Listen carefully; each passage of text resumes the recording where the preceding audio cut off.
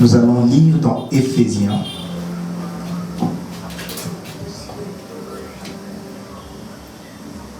Nous allons lire dans Éphésiens chapitre 3, le verset 18. Éphésiens.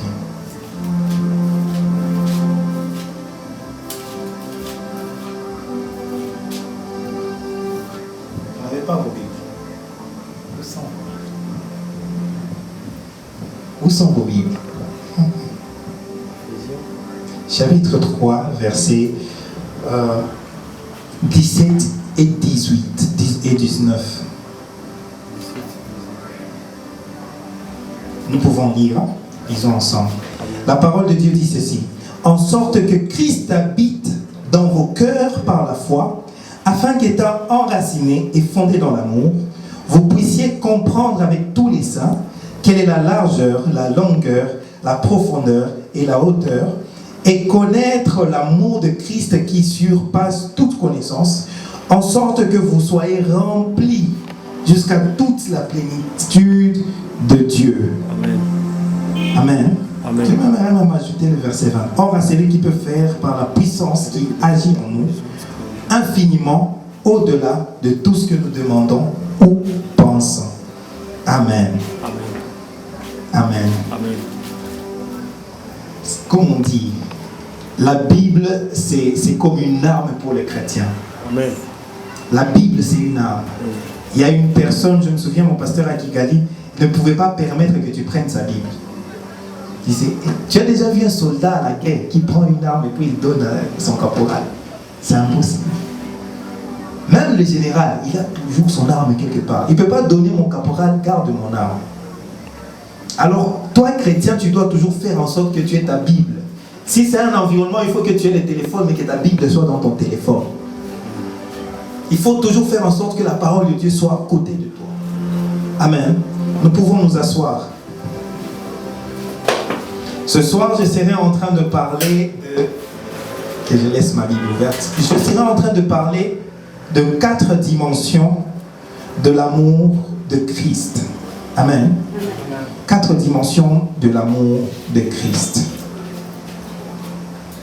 Nous avons lu la parole de Dieu dans Éphésiens chapitre 4 où on était en train de dire que, afin que vous puissiez comprendre quelle est la longueur, quelle est la largeur, la longueur, la profondeur, la hauteur, et connaître l'amour de Christ. On est en train de décrire l'amour de Christ comme ayant des dimensions, comme pour une forme géométrique.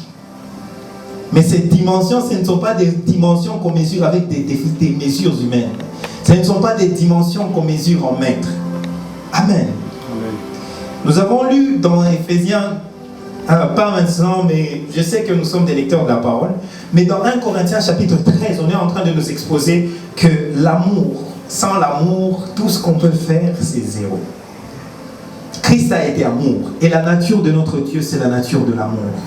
Alors, quand on est en train de nous décrire cet amour, j'aimerais que nous soyons en train de comprendre certaines choses. Premièrement, nous avons déjà dit dans les 7 dimensions de Christ qu'il y a certaines dimensions il y a des dimensions de Christ que Christ contenait, qui nous ont été données lorsque Christ est monté.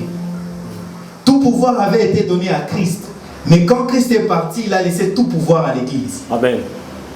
Christ était assis dans les lieux célestes, mais la parole nous dit que nous sommes assis dans les lieux célestes avec Christ. Christ a vaincu le diable.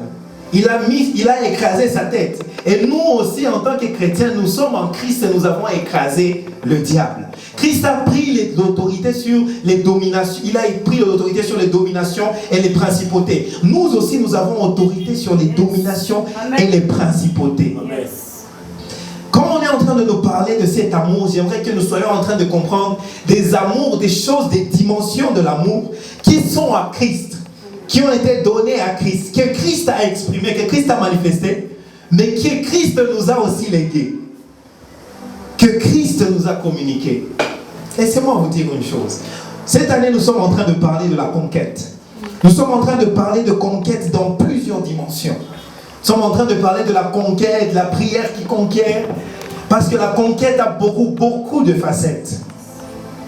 Alors là, j'aimerais te parler de l'amour qui conquiert. Cet amour va te permettre de conquérir les choses physiques et les choses spirituelles. Amen. Parce que les stratégies de Dieu, ce ne sont pas les stratégies de l'homme. Yes.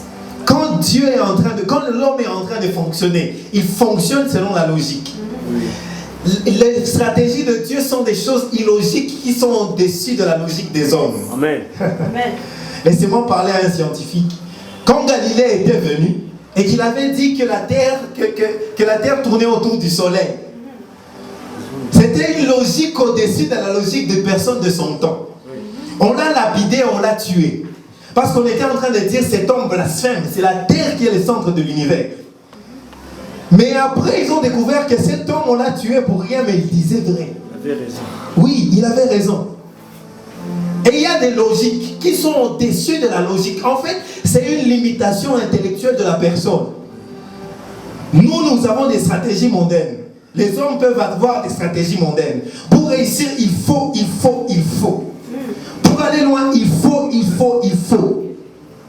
Il faut travailler dur, il faut faire ceci, il faut investir, il faut faire... Ce sont des stratégies bonnes selon les hommes. Mais Dieu a aussi ces stratégies qui sont au-dessus des stratégies des hommes. Les stratégies des hommes sont logiques.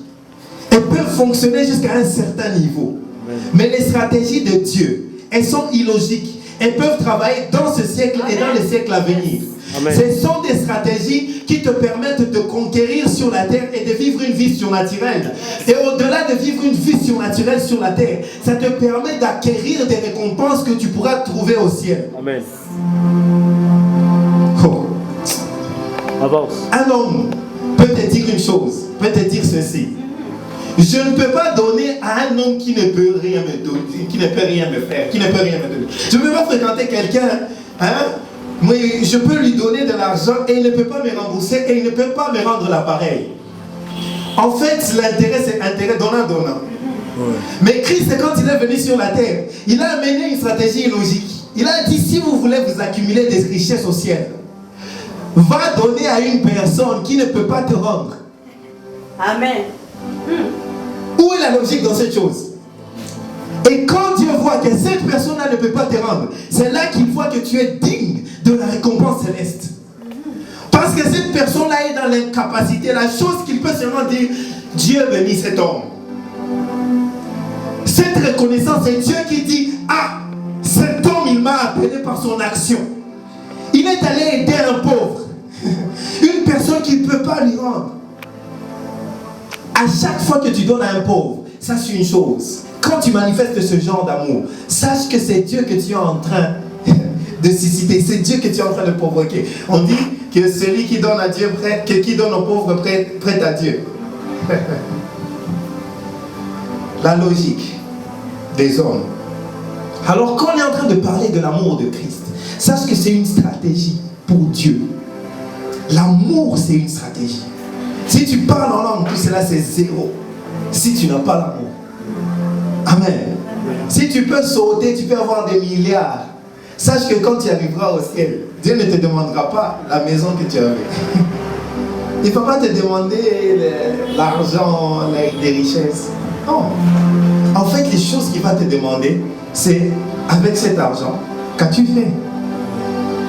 J'étais malade. J'étais en prison. J'étais affamé. Est-ce que tu m'as aidé? Les dimensions de l'amour. Les dimensions de l'amour de Christ, les 4 dimensions où on est en train de parler de l'amour de Christ. On a commencé par parler de la largeur. Quand on était en train de parler de la largeur de l'amour de Christ, en fait, cet amour que Christ a exprimé, cet amour que Christ a manifesté pour le monde, c'est un amour que je ne peux pas dire que je peux représenter, que ce verset est en train de lier à la croix. C'est un amour qui s'est exprimé à la croix. Mais quand on est en train de parler de ces dimensions, ce sont des dimensions qui se sont manifestées à l'amour. Quand on parle de la largeur, je regarde à la croix et je regarde les mains de Christ qui étaient ouvertes. Amen. Quand Christ a ouvert les mains, c'était une main qui pouvait accueillir tout le monde. Yes. Il a ouvert ses mains pour accueillir toutes les personnes. Dépendamment, ça ne dépend pas de leur âge, ça ne dépend pas de leur couleur de peau, ça ne dépend pas de leur vie sociale, ça ne dépend pas de leur renommée, ça ne dépend pas de leur statut, de leur compte en banque, de l'argent qu'ils ont, je ne sais pas, des voitures. C'était un amour qui pouvait accueillir tout le monde. Et quand Christ à la croix était en train d'ouvrir ses mains aussi, il était en train de montrer que Dieu, en donnant son Fils, était aussi en train de relier l'homme et l'homme. Parce que le péché a amené l'inimitié entre l'homme et l'homme. Et la première manifestation de cette inimitié, ça s'est montré lorsque Adam a péché et que Dieu est venu lui demander, il lui a demandé, pourquoi tu avais... Attends, est-ce que tu as mangé du fruit que j'étais interdit? Adam a répondu, c'est la femme que tu m'as donnée qui a... C'était la première expression de la discorde. Si tu es uni avec une personne, ou les appelle nos bébés photéaki, la première expression de la discorde. La deuxième expression de la discorde s'est manifestée quand Caïn était devenu jaloux de son frère. Il a tué son frère, la discorde. Mais Christ à la croix, il est venu montrer qu'il est venu amener, et il est venu relier les hommes et les hommes. Amen. Au-delà de Dieu, d'unir les hommes et Dieu, Christ est venu amener et est venu relier les hommes et les hommes. La Bible dit que comment est-ce que tu peux dire que tu aimes un Dieu que tu ne vois pas? Et l'homme que tu vois, tu ne l'aimes pas. Ton frère que tu vois, tu ne l'aimes pas. Comment est-ce que tu peux dire j'aime Dieu, mais ton frère, ta soeur, tu détestes? Ton frère, ta soeur, tu fais des plans derrière son dos. Ton frère, ta soeur, tu critiques à un point ou même tu l'exposes. Mais toi tu es tellement, tu sais